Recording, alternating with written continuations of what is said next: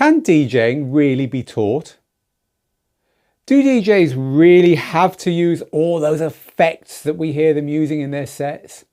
And what's the little crossfader thing for at the bottom of a DJ mixer? Has it always been there? And if DJ mixers appear without one, are they a joke?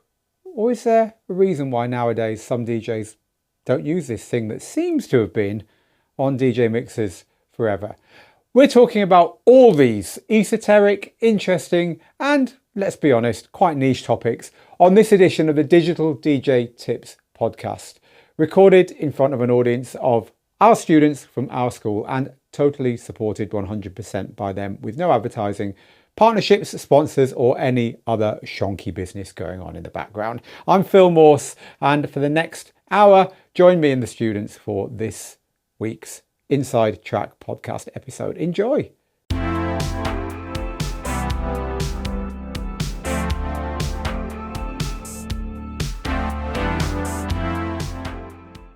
Over in the DJ community this week, we've spotted something we spot quite regularly, which is DJs saying, oh, you can't teach DJing. Anyone who thinks they can be taught DJing is being ripped off by the so-called schools and all this kind of thing. Now, we see it all the time. Usually it's DJs who taught themselves, you know, back in the 90s with their Technics turntables and their Vestax mixers, and spent many, many years learning to beat mix two very boring sounding house tracks together, and then two more, and then two more, and you know, started to get a few gigs, and then got quite uppity when the world caught on and DJing became something that anyone with musical taste could have a go at. Not least because quite often the people who got involved in DJing when the barriers to entry were a little bit lower actually had more to say, were more interesting, had better taste in music, because beat mixing doesn't make you a good DJ. Anyway, that kind of DJ, we're used to it. We're used to hearing the kind of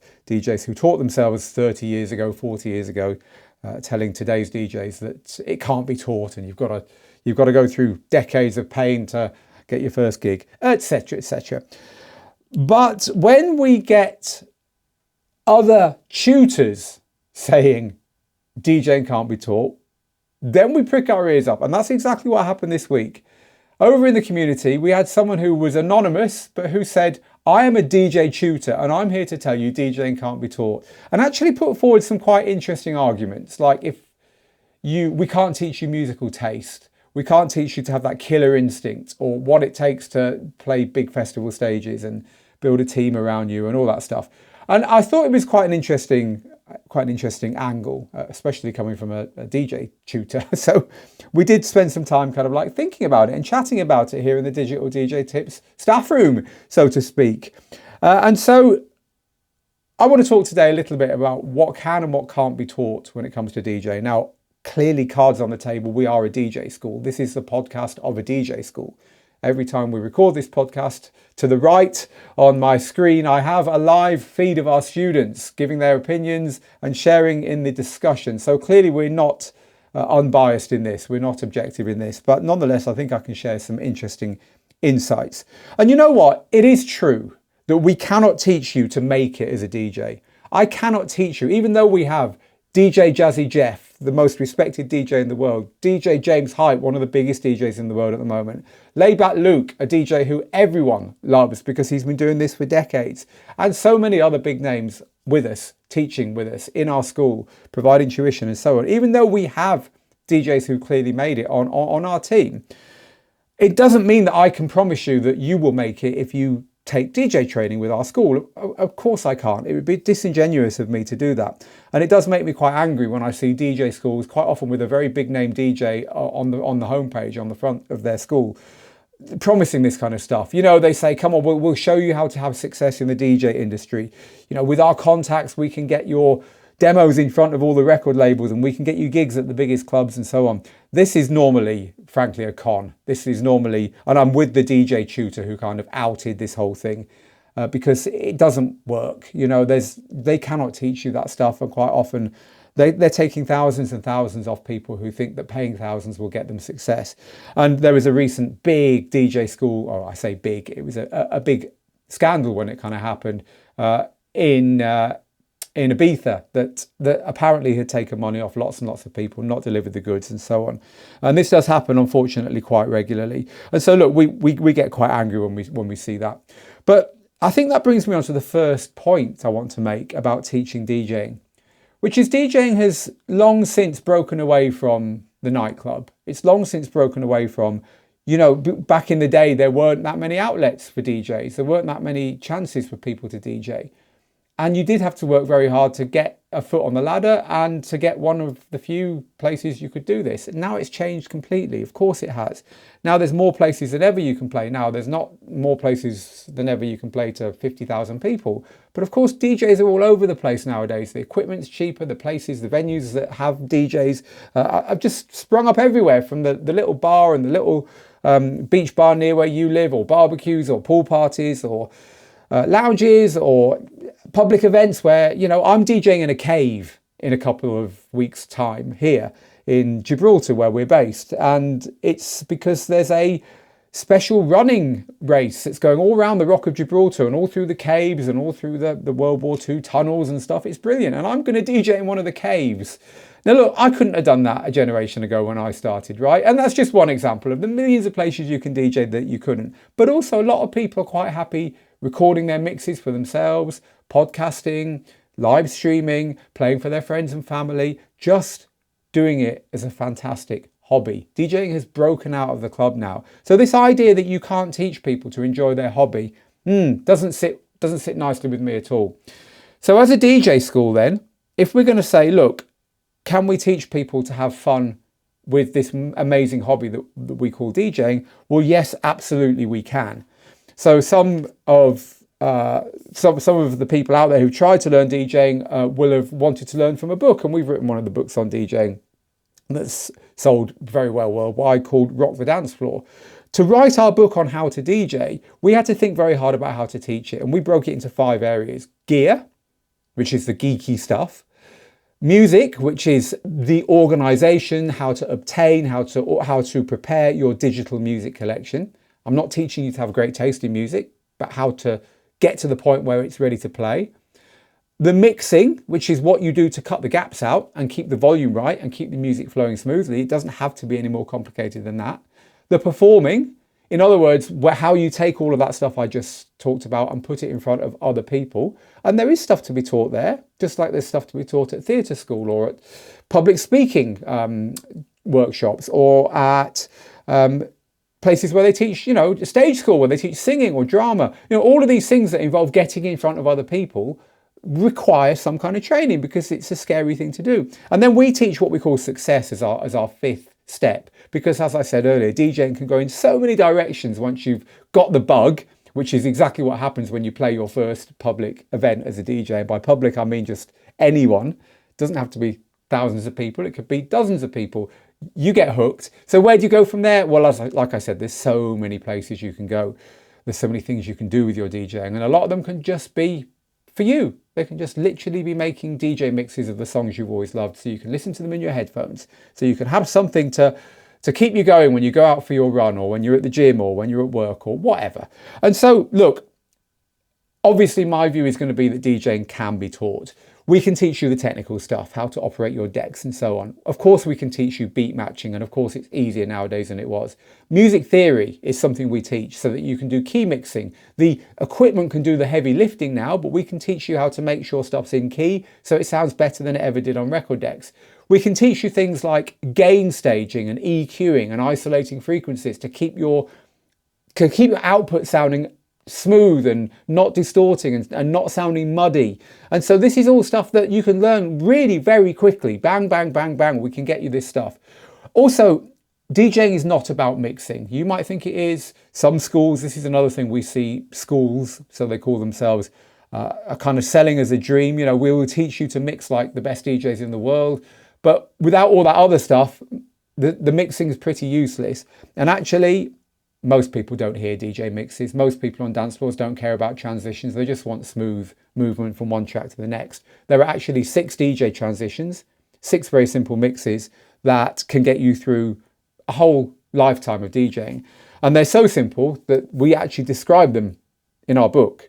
And even though we link to very short, like 1 minute long videos in our book, so that you can actually see me doing them, they don't need that. They're so simple that you can literally read a sentence and take that prompt and go and do them yourself. So look, this idea that you need to be taught mixing in any way that is difficult, it's something that we don't agree with. Also, with digital music, it's not like going to a record shop and buying a physical pile of records. You can do so much more with your library. You can organize your library. You can have playlists and crates. You can have your library filtered in certain ways so that you can quickly get to songs that would work with the song you're currently playing, and so on. I mean, this is all really quite geeky. This is computer stuff, really. This is kind of software stuff. And yes, it can be taught. And so when you move past that, if you are a bit more ambitious, then guess what? Some of the business stuff can be taught too. So we have courses that teach you how to set up mobile DJ businesses, for instance. We can teach you how to make digital press releases, right? And digital websites and promotional material, press kits and all that stuff. So look, there is so much that can be taught. But also the one thing I want to add as well is that a lot of people need coaching. So what we say here at Digital DJ Tips is that we're coaching as much as we're teaching. Because when you step outside of your comfort zone to do anything new, it can be very scary. And especially as you're getting older. Kids don't care, right? Kids don't care if they fall over 100 times. So they'll try anything. I often tell the story that I taught my daughter, who's now 13, but she was 10 at the time. I taught her to DJ. I taught her to use a streaming service and a DJ unit that didn't need a laptop, and how to get her music. And I taught her how to use a couple of effects to get from one track to another. And she DJ'd at her end of term party from her first school. So she was literally 10 years old and they were leaving to go to middle school or leaving to go to the next school, depending on what they call it where you live, right? So she DJ'd for the younger kids. And she enjoyed it so much that when they got kicked out back home to go to bed at 7:30 and her age group, her 10-year-olds arrived, she'd enjoyed it so much DJing for the younger kids that she DJ'd for these kids as well, for her contemporaries. She ended up playing for her first ever gig, a 3-hour DJ set. And by the end of it, her friend was finding the songs that she hadn't already got in her playlists that everyone wanted to hear and was adding them to a Tidal playlist on a phone. And she was refreshing the playlist in the streaming service on the DJ gear she was using in order that those songs showed up, loading them and playing them. Now, what I just described is something that I have to spend a lot of time convincing middle-aged people that they can do if they have to at a push because they haven't got a song at a gig, because they're scared something will go wrong. It's incredible, really, that a 10-year-old girl on her first ever DJ gig figures that out and just does it. And she came home with that look on her face that I've seen 1,000 times, which says, I know what DJing's all about. I've now got the bug. It was so lovely, of course, as a dad to see that. But here's the moral of my story. That's the first and last DJ gig she ever played. Because she's now moved on to the next thing that a kid wants to do, and the next thing that a kid wants to do, and the next thing that a kid wants to do. And approaching life and approaching learning and approaching new hobbies and things that you're passionate about for 5 minutes as a 10-year-old is easy when you're a kid. It's not easy when you're an adult, because as an adult you feel like you should know everything. You should have it all sorted. You should have it all. You're at the point now where you're teaching other people. You know, you've gone past being taught yourself, right? It's just something in the adult mindset. And so when you actually open yourself up to falling over, to failing, to trying something new, we can feel a bit silly as adults, and we can feel that imposter syndrome creeping in and so on. So here at Digital DJ Tips, we've taught 50,000 students. Here at Digital DJ Tips, we have a saying that we need to coach people as much as teach them.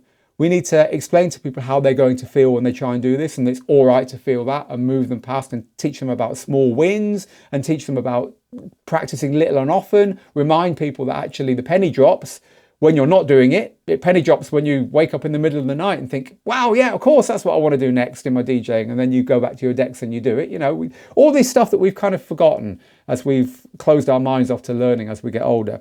So coaching, all the skills which I've listed that really can be taught, can definitely be taught. And there's a lot of so-called schools out there who are saying, we'll teach you all the best mixing techniques or we'll make you famous. That honestly, you need to be very wary of, because I don't believe some of that stuff can be taught. Reading a crowd is one of those things, right? This is one of those things that you really gain from experience. you gain from playing in front of other people. And so we have so many ways that we can teach people to get to the point where they're not going to go too wrong DJing in front of a crowd. In other words, they're going to get the opportunity to watch a crowd over and over and over again at gig after gig after gig. And that's how you learn to read a crowd. So our job is to get you in front of that crowd and make sure that there's a safety net under what you're doing so you're not too bad, really. So reading a crowd is one thing. Taste is another thing that comes up. Look, we can't teach you musical taste, but musical taste can be cultivated. And you learn, again, by doing it. You learn which songs work, which songs you didn't think would work and that did work, or which songs you thought were going to and didn't.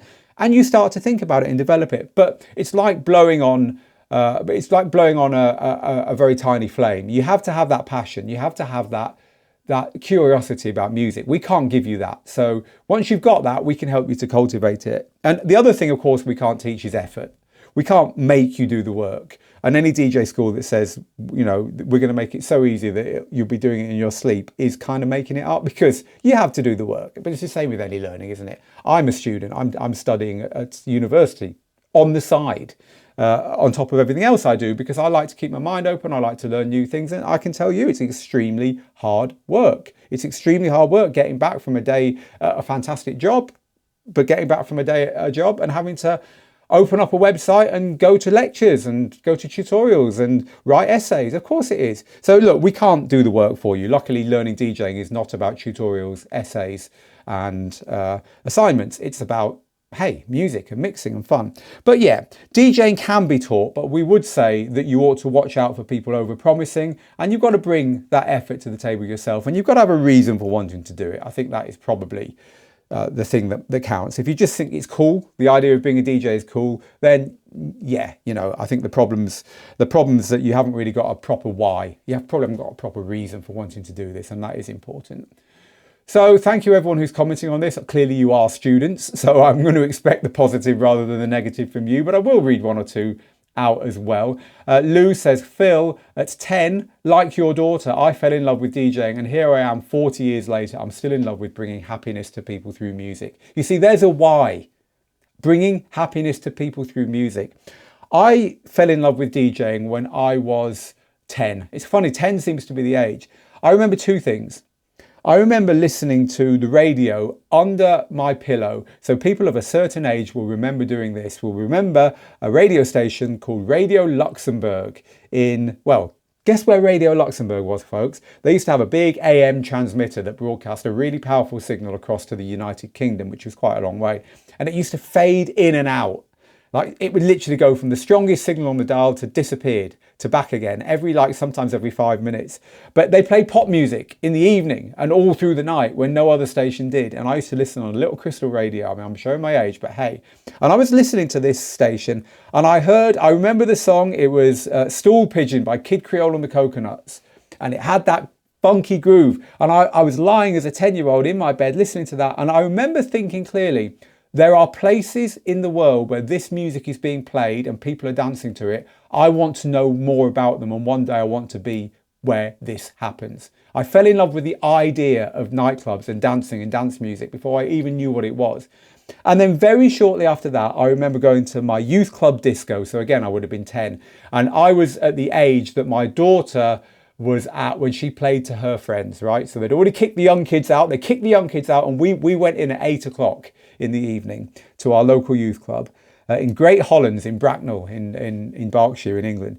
And I remember the DJ there like it was yesterday. He had his mobile DJ set up and his lights, quite a big room, and we all piled in there, a couple of hundred kids. And I remember him playing Adam and the Ants, Kings of the Wild Frontier. And Kings of the Wild Frontier it was a tribal track, and Adam and the Ants had two drummers. They were like a post-punk band. They had two drummers. So they had this massive tribal beat going and two drummers playing it. And I remember stood in my screen printed shirt with all the vintage cars on it that my mum thought was cool and strapped me into before sending me off to the disco, high on sugar from the tuck shop outside, jumping around to these two drummers playing this tribal beat. And I remember the goosebumps, and I remember thinking, one day I want to be that guy there playing the music. And, you know, so I know exactly what you're saying there.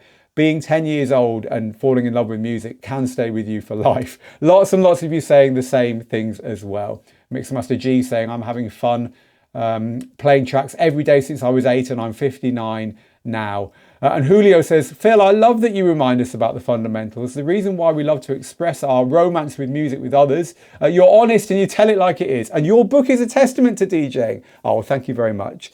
We do love it when our students big us up like that. I'm not going to read out too many more because, as I say, you're very on my side on this. But I just want people who think that this can't be taught and think they're too late to learn it to think again. Because I guess what we can do is speed up your learning. There's no point trying to do it all on your own. We can give you all the building blocks and all the bits to let you then run with it.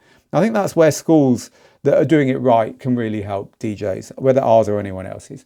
Okay, we're going to move on to our next topic now, which is all about DJ effects.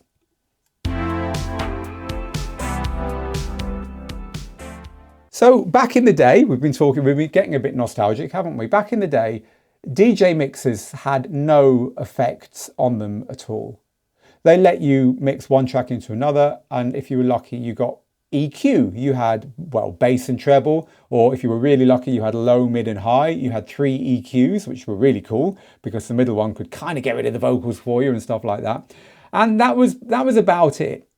I remember my very first mixer that had like a 4-second 8-bit digital sampler on it. I say digital sampler, it kind of was, but it was very, very basic. That didn't even count as an effect really, but we did use it to kind of loop up little bits of drums and stuff. And then slowly effects started to arrive on DJ gear. And filters were one of the first, which is kind of like a one knob, very nice sounding EQ, which you would recognize instantly if you heard it, but I am not going to try and sing what a filter does to you. However, they arrived first. And then we got things like reverbs, which is the difference between me talking to you now in a soundproof studio and me going to the stairwell outside where honestly, there's that much echo and reverb. I can't hear what people are saying to me. If I'm having a conversation with someone and we walk up and down the stairs in this building, I have to struggle to understand them. The reverb is that much, right? So you know reverb. And then there's echoes and delays, which they tend to be the main ones. And then flanges and phasers, and they're the ones that sound kind of like, you know when a police siren goes past you and it changes tone because of the echoes and the phasing, that's what that's called. Or when a plane kind of takes off and you hear its sound change. It's that kind of effect, right? So they're the main ones. But then it kind of went crazy. And you've got all kinds of effects, some that sound amazing, a lot of which just combine some of the ones I just talked about, some of which are new. So there's an effect that became quite popular called a gate, and a gate or a transform effect is when it cuts the music in and out very quickly on the beat. A little bit like, well, we're going to talk about it in a minute, the crossfader. A little bit like when DJs whose timing's very good and whose hands are very fast can cut the music in and out really, really rhythmically on the crossfader. There's effects that can do that for you. And there's others that with varying degrees of success or failure have been added to DJ gear. The reason we're talking about them now is that at the moment it's the NAMM music show, NAMM, over there in California, in LA. I've been to it probably 10 times. And the NAMM music show is the place where you go when you want to see all the latest DJ gear. By the way, if you want to see everything that's going on at the NAMM show, go to digitaldjtips.com. It's all completely up to date there and will be kept up to date throughout the show. But the thing that we always look out for at the show is kind of like the greatest, shiniest new gear. And one of the things that's been released is something called the RMX or the Remix Ignite. It's a box that has got on it effects that you can only dream about. Effects which sound like the very, very best stuff you hear in nightclubs and that you hear in festivals. This box is the kind of thing that the pro DJ booths make sure they have fitted because the biggest DJs in the world ask for it on their riders. And so because of this box, which has got a sampler on it, it's got effects that you can put across just the individual frequencies. You know, I talked about the EQ controls. Well, you can now put effects across just the low and the mid and the high EQs. It's got effects on paddles, which are like switches that you can very quickly turn on and off to give very, very rhythmic effects over the music. And so it's a really interesting unit, but it has got people saying, how much do I really need it? How much do I really need effects in my DJ? So we thought we'd talk a little bit about that today.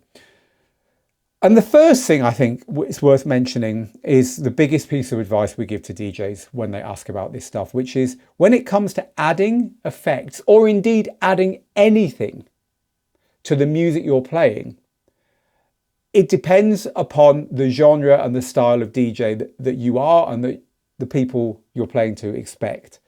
Because if you're a mobile DJ playing 4 generations worth of music at someone's wedding, you better be very careful about, in the eyes of most people on that dance floor, ruining the music with completely inappropriate effects. Because ultimately that style of DJing, mobile DJing, event DJing, is not about the DJ in any way, shape or form.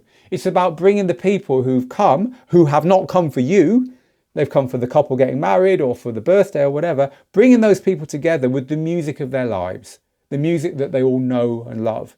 So why would you mess with that music and move that music away from what they're trying to remember when you play it? It's why people don't tend to like radical remixes of music at such events and so on. They just want to hear the music they remember and love. That's what brings people together. That's how that kind of gig works. Whereas if you're a techno club and you've gone to somewhere where there's a name techno DJ who is known for layering sounds, using reverbs and echoes and external effects and bringing in their own productions and back to records and back to this and that, and constructing DJ sets around all the sounds that are currently very popular, literally the sounds, the bass sound that everyone's into at the moment, the synthesizers that are hot right now, and the effects that are associated with those sounds and those genres, then of course, really clever use of effects is part and parcel of the performance.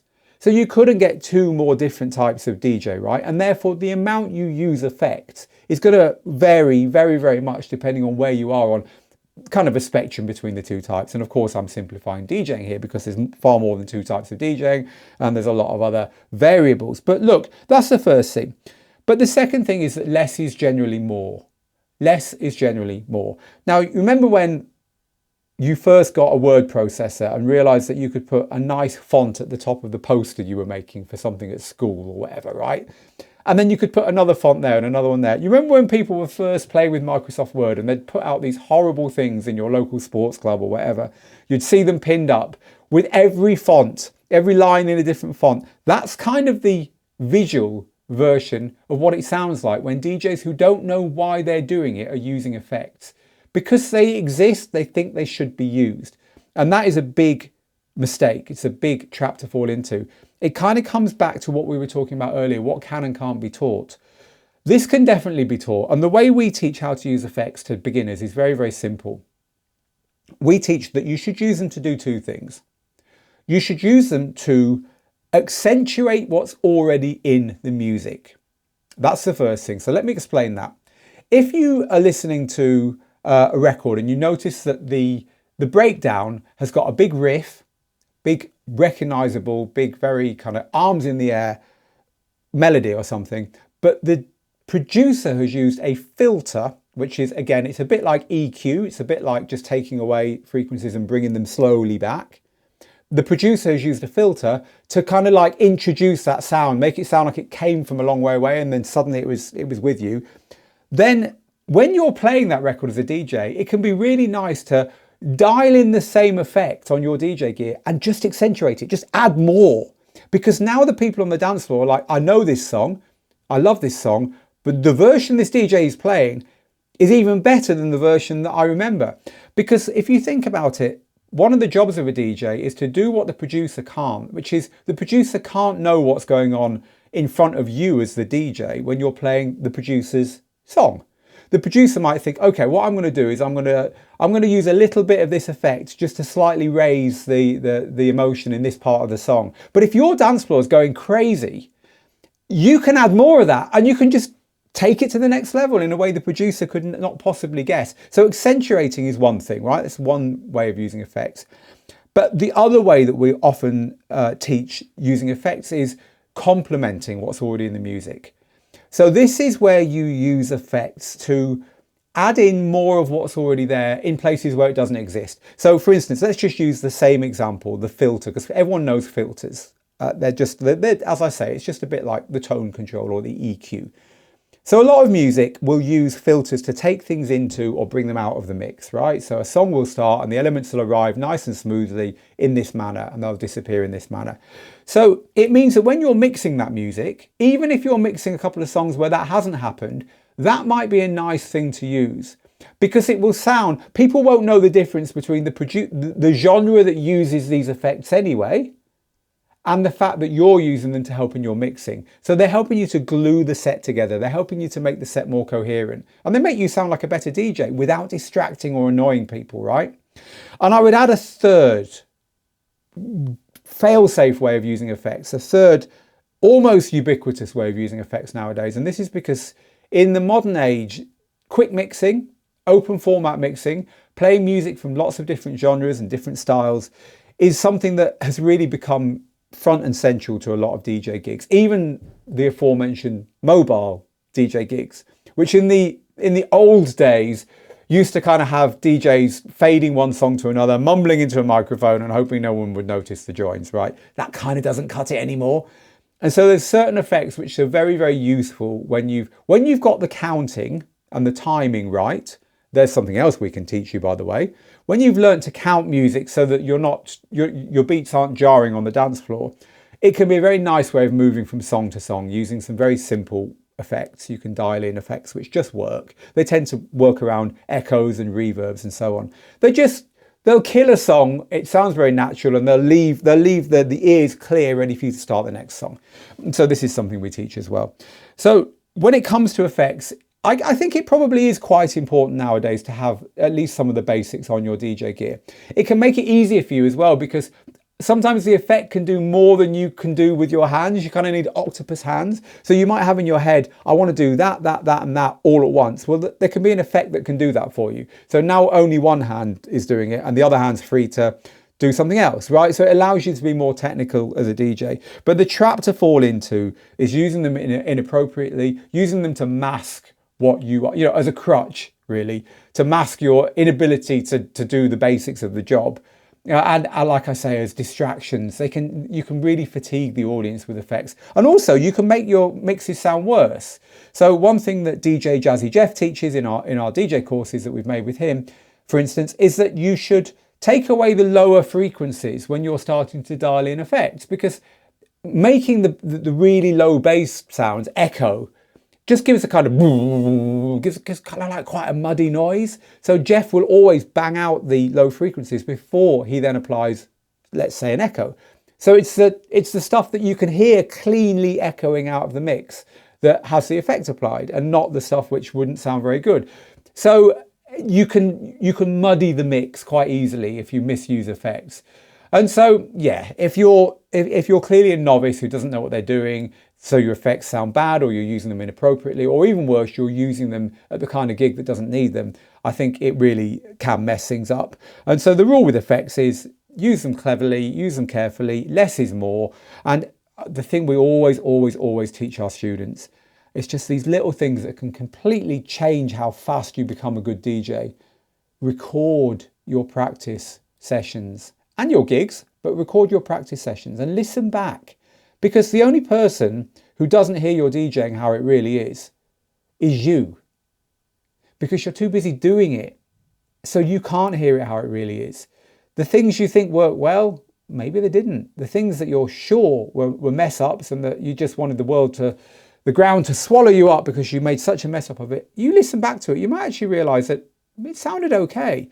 So you have to listen back to your recordings of your mixes, and that's where you spot what you're doing, not only in effects, but in everything about DJing. So yeah, recording your mixes can really help. But effects can be brilliant. They can give you huge emotional impact.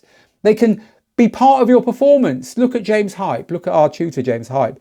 He performs his effects. He doesn't just gingerly press a button and then kind of like shy away and say, sorry, it wasn't me. He owns them, right? And that builds energy, it builds interaction. And so they can be great, but I think it's just a case of being careful not to use them for the wrong reasons. And this new kit that's coming out, if you're using it correctly, they sound really good. They're good effects on this new gear, trust me on that. So who else has got something to say about effects? Let me know in the chat. So Paul says, for me, it's less is more. Just a bit of echo, bit of filter, bit of reverb. I use it for transitions and not much else. Scott says, I will use a flanger every now and then. Flanger, like I say, are these kind of whooshy effects. You hear them a lot on progressive rock and stuff like that. But Scott does admit that he uses flanger a little bit too often sometimes. I just use a high pass filter like Jazzy Jeff does, says Patrick. Well, you're certainly in good company there. So Christopher says, I use a wash effect. So wash is a little bit like a reverb. It just kind of washes the sound out and leaves the ear, like I say, clear, so that it feels like the song has ended in a way that is pleasing, but now what's coming next? It's almost like, you know, it's almost like where they give you a nice refreshing drink between courses at a meal, right? It's that kind of effect. It refreshes the palate before you move on to something completely different. So, hey, that's all right. That's okay. You keep doing that. And sometimes you have to. So now we're going to move on to our third and final inside track topic for today. Again, this is based upon something big that's happening right out there at the moment. It's a big new gear release and it's got people talking. What is it? We'll find out in just a few seconds.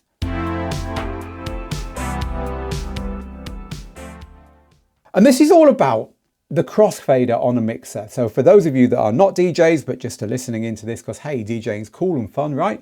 The crossfader is the little fader at the bottom of the mixer that goes from left to right, right? So you think of a DJ mixer, it's got the up faders, which are the otherwise known as line faders. They're the vertical ones. They control the volume of each of the inputs. So if you have a mixer with 4 channels, it will have 4 of those. And they let the DJ set the overall volume of that input. The crossfader will move between 2 or more of those inputs.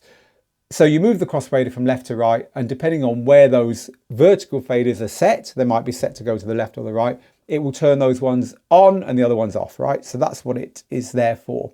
But a mixer has just been released which doesn't have one, and that's extremely rare.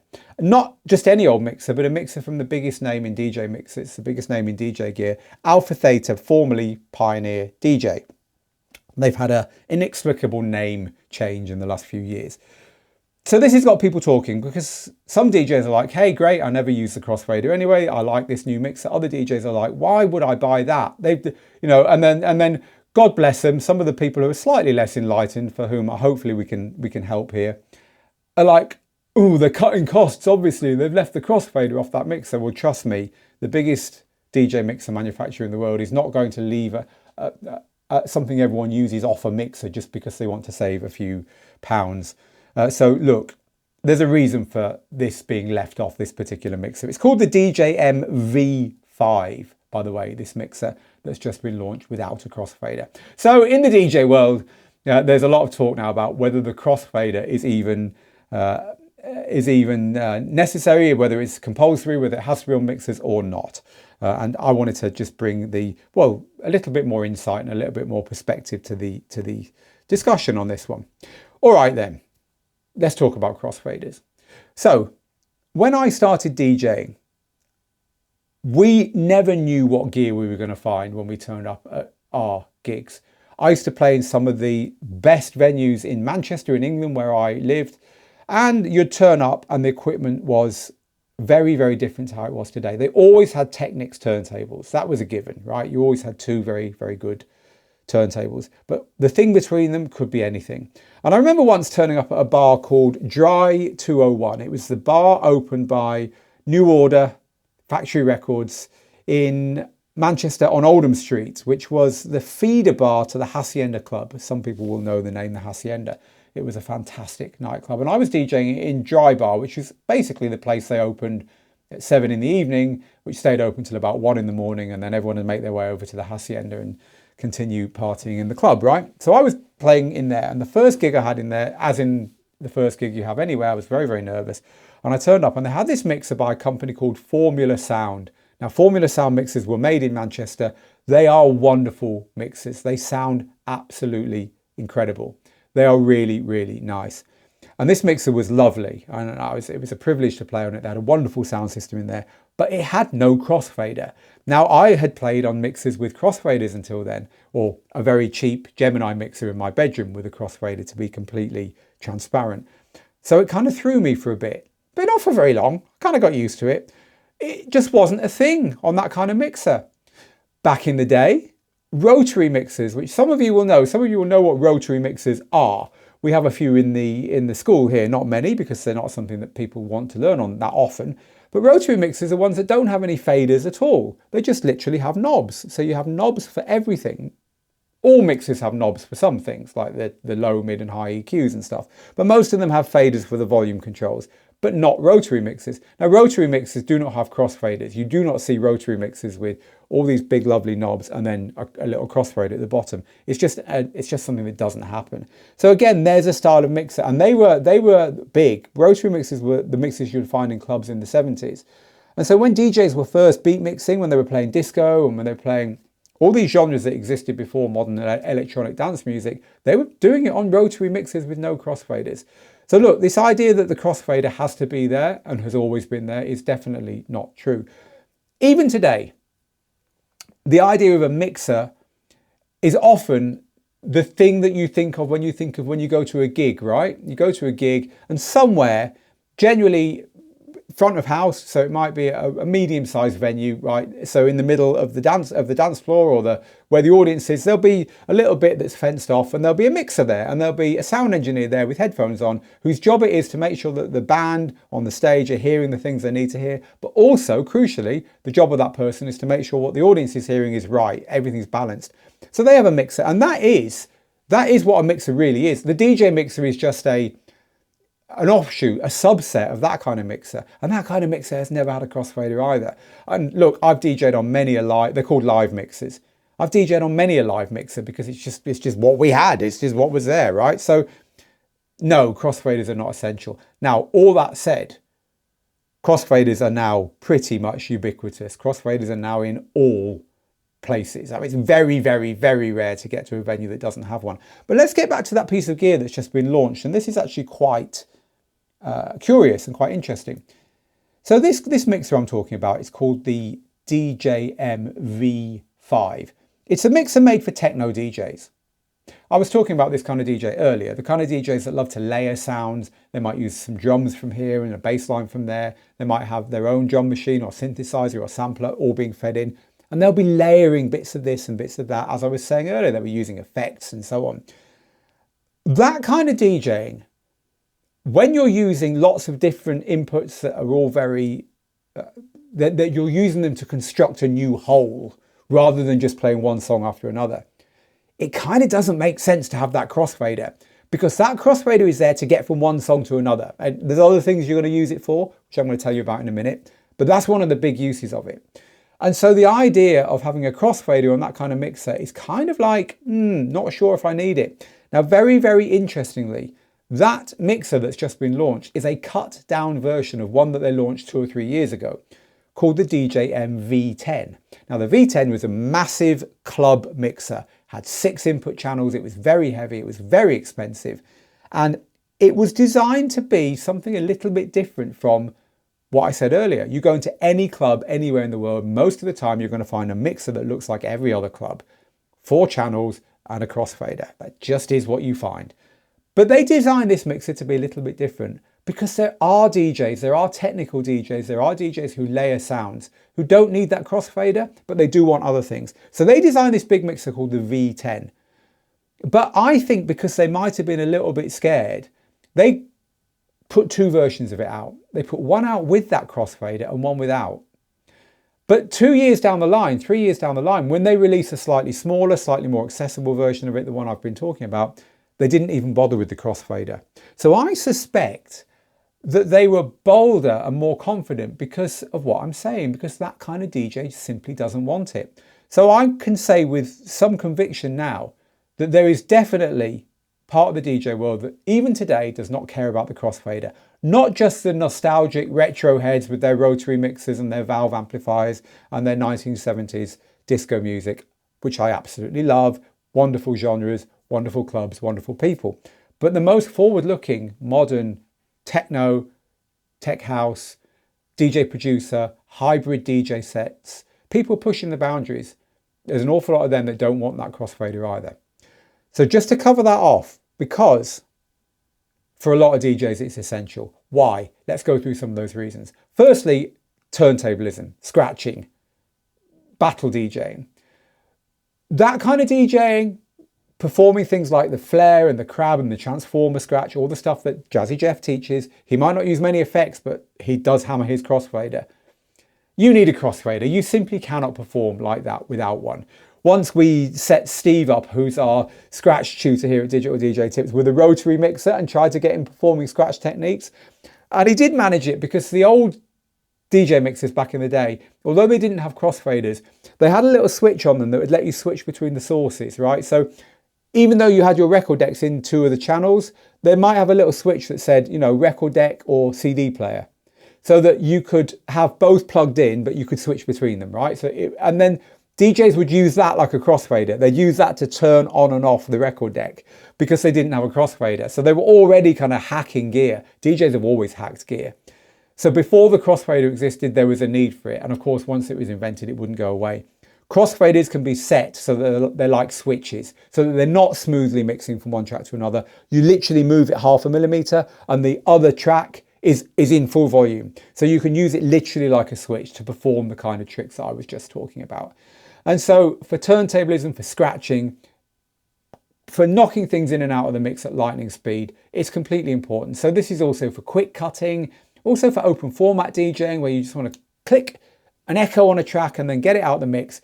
It's very, very simple. Also for one-handed mixing, I was telling you earlier how effects can make it so that you don't need to use so many hands to do something that sounds nice. Using the crossfader is a lot easier than having to take one fader down and push another one up, because effectively the crossfader is doing both. It's like the blender on a tap, where you've got a tap with hot and cold water going into it, but you've only got one output, right? It's like that blender that blends between the 2 of them. Otherwise, you need 2 hands to control both taps. That's a way of thinking about that as well. So to be able to do it with just one hand is very useful. But also, quite frankly, if you set a crossfader up, how a lot of DJs, how just your normal I mix from one song to another DJs, like most of us are, if you set the crossfader up correctly, and that means you set it up so that when it's in the middle, when both tracks are playing, they're both slightly quieter.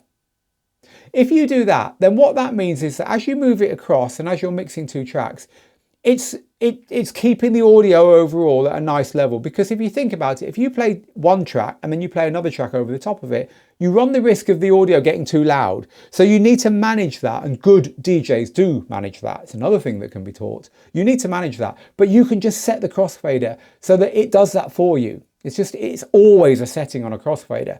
And so for a lot of DJs, just knowing that when they've got 2 tracks playing at full volume, it's not going to be too loud, it's not going to distort, it's not going to push everything into the red, as we like to say, can be very useful. So look, crossfaders are there all the time on all DJ gear nowadays, apart from some very specialized gear. They are very useful because all the things I've just talked about mean they're useful, but also they're just quite a convenient way of doing normal DJing as well. But do you need them to DJ? Hell no. You never used to have them. They're not on some mixes even now, and they are certainly something you can learn to live without. And a lot of DJs simply don't use them even though they're there. For instance, we recently did a DJ course with Ferry Corsten, who, if you're not into that genre, is a very, very big trance DJ. And Ferry's mixing is all about disguising the mix, disguising the transition, spending a long time making sure that no one can hear what he's doing. In the same way that house DJs love long blending mixes and transitions as well. Now, Ferry doesn't specify a rotary mixer in the DJ booth, which he could do, I guess, because that's the classic way of doing that. Because today's DJ mixers are fine. You can do it on them by just being very careful with the way you use the up faders. But Ferry doesn't touch the crossfader, because to him, he'd rather have the long faders, which have a very small volume change when you move them a bit, rather than this little short fader where it's not quite so granular and he can't be quite so careful with the sound. So he can tease it in, he can like sneak up on you with a new track, and it's a lot easier to do that without touching the crossfader. So there you go. And I guess the one final thing I would throw in here is that DJs do abuse their gear. And quite often the crossfader can be switched out very easily. If you look on DJ gear, a lot of the time, that's the one where it's got 2 screws on either side, so you can just take it out and put a new one in. Or you can spend a lot of money on your crossfader and have a buttery, smooth, fantastic fader. And so there's no need to spend the money on all the others. As long as that one feels really good, then you're there. You've done it. You're good. So yes, crossfaders, they're everywhere. Most of us use them, but do you have to? No, you don't. What are you guys and girls saying about this? Stephen says, I feel sorry for hip hop DJs without using the crossfader, because how else are they going to do crabs and cuts and chops, etc.? Exactly, yeah. You know, you do see DJs hammering the up faders. And on a lot of DJ mixes nowadays, they do have the ability to set the up faders, the vertical faders, in the same way you can set the crossfaders, so that they're very quick to turn on and off. So you do see DJs using them in that way, but it is a lot easier. Charles says, I really don't like the crossfader because my shirt cuffs get caught on it. Wow, yes, I know that stuff. I know that exactly. You're literally DJing and all of a sudden the music's gone dead and you're like, what? I didn't do anything. What did I do? And you realize you just turned around and your cuff caught the crossfader. Crossfaders can be disabled. There's nearly always, on any decent DJ mixer, a way of just saying, look, I don't want anything to be fed through the crossfader. And so that's something that you can do to turn that off and to stop that happening. And finally, Chris says, I loved Dry 201 in Manchester. It's gone now. Yeah, it went a long time ago, but it went downhill a long time before it went as well. So yes, the good old days, eh? Let's not get a little bit too nostalgic here, because the best time to be DJing is right here and right now.